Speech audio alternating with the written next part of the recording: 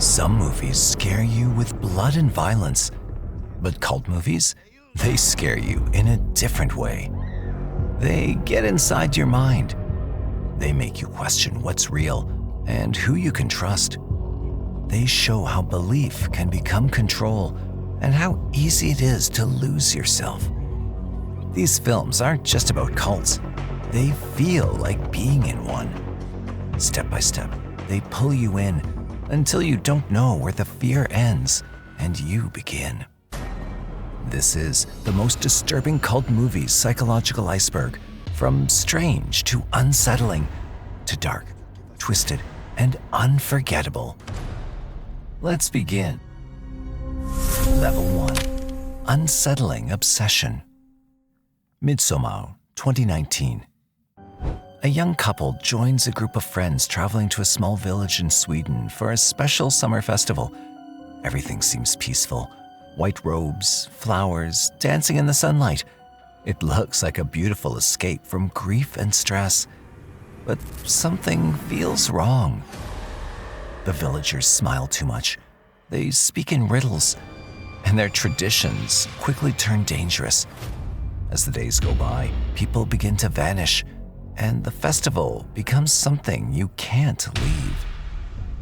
What's truly disturbing isn't just the violence. It's the slow, calm way it happens, like watching someone fall asleep in a burning house. Psychologically, Midsommar taps into something terrifying. The fear, the deep pain can make you accept anything. The main character has lost her family.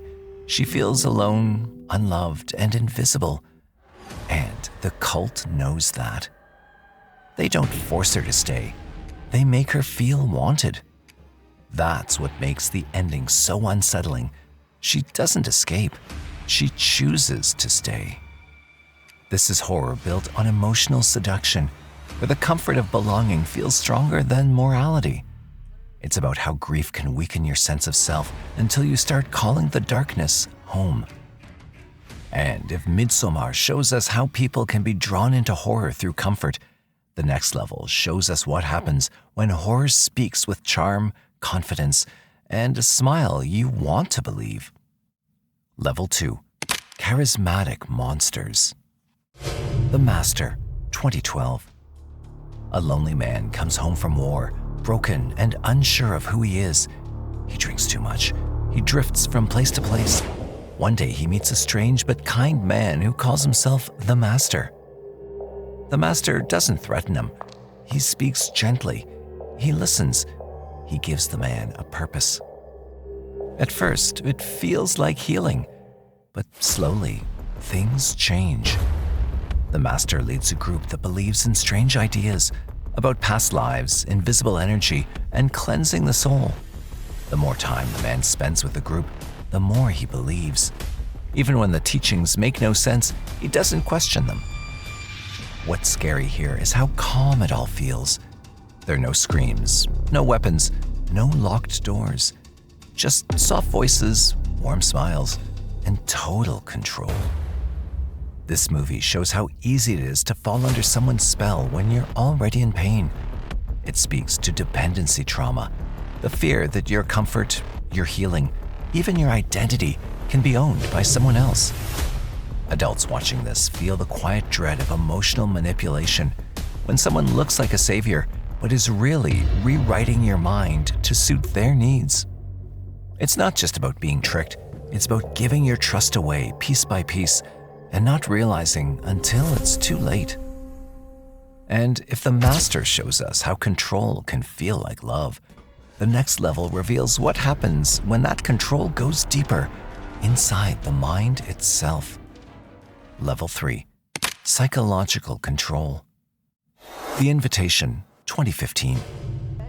A man gets invited to a dinner party at his ex-wife's house. It's been years since they've seen each other. The house is full of old friends, candles, wine, and quiet smiles.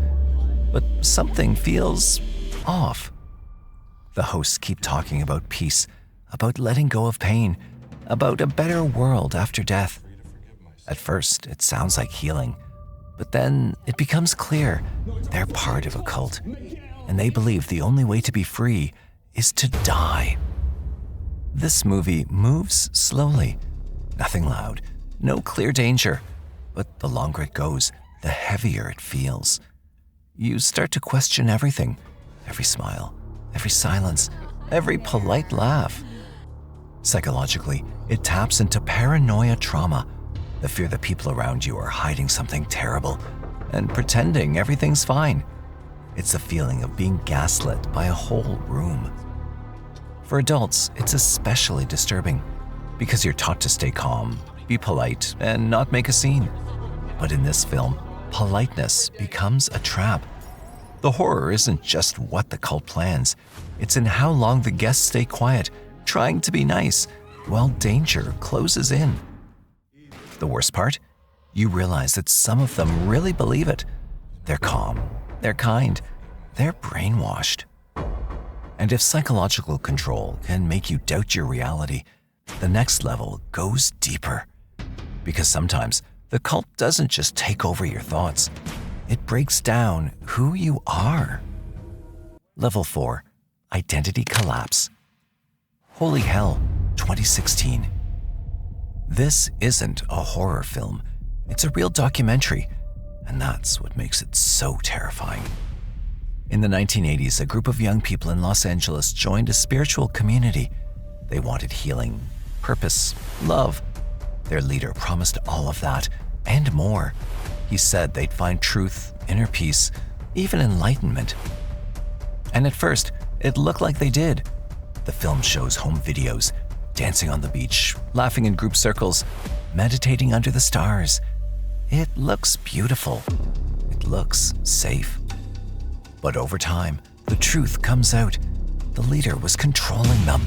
He isolated people from their families, monitored their every move, and behind the scenes, he was emotionally and physically abusing them. No more. I am not your sex toy.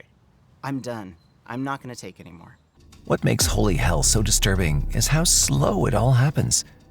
You watch people who once had strong personalities slowly fade. They begin to copy his words, his way of moving. They lose the ability to think for themselves. Psychologically, this is identity erosion, when a person's broken down so gently that they forget who they were. It's not a sudden loss. It's slow, soft, and terrifyingly quiet. He said, Radia, I know that you're hearing this, but I haven't done that. Grasping at straws to try to keep everything together. Taken out. Get rid of them. He really is evil. Really evil. For adults watching, it strikes a deep nerve, the fear of losing your sense of self in the name of love, community, or purpose. The fear that someone could look at you kindly while quietly erasing everything that made you, you. And the scariest part? Most of them didn't even realize it had happened. They didn't know they were in a cult, because when you lose your identity, you also lose the ability to tell that something's wrong.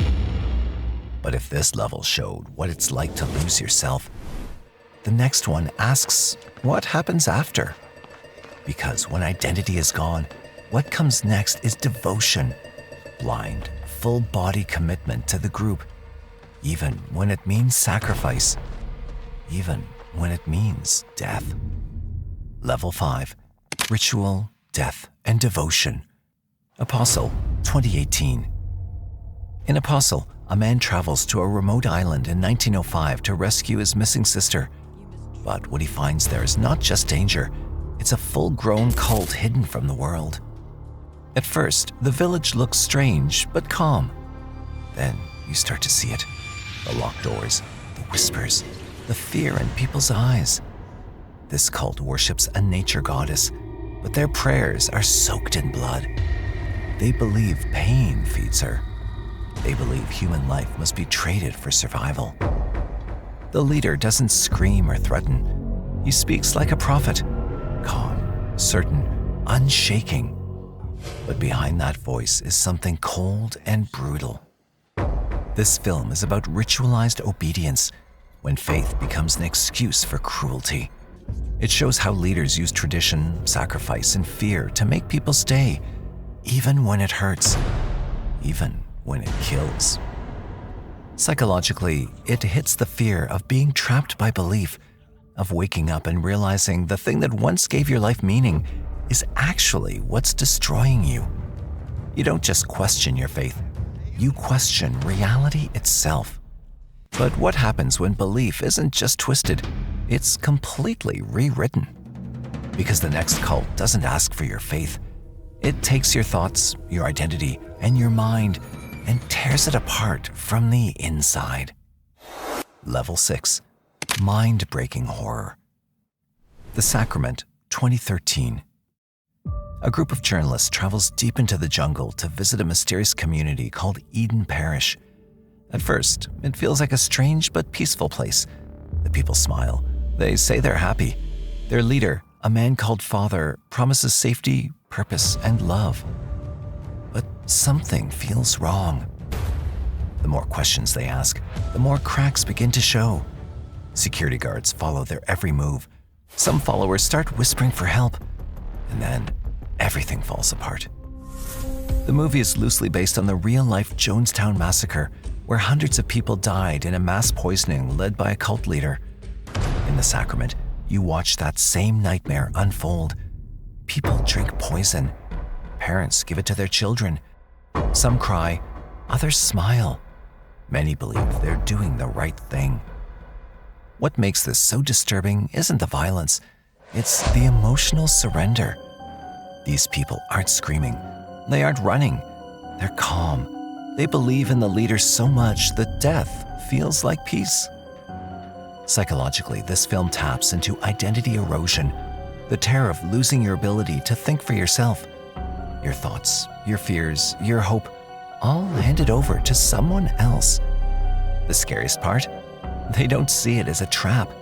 They see it as a salvation. It's the kind of horror that leaves a pit in your stomach, not because you're afraid of what happens, but because you understand why it happens.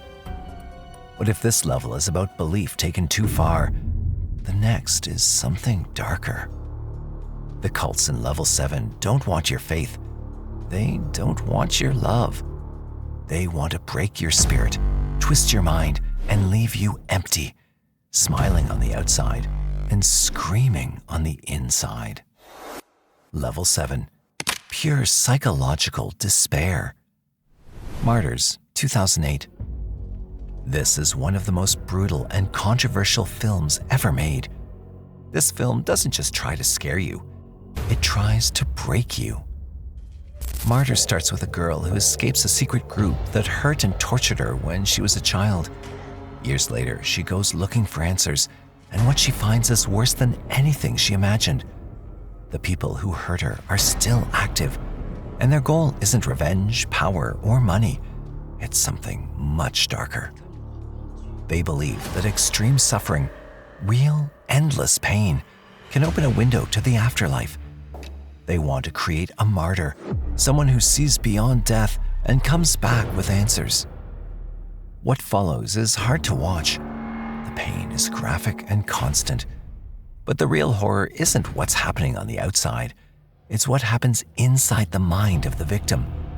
You watch her hope fade, her identity fall apart, and her soul begin to leave her body, not because she's dying, but because they've made her stop wanting to live.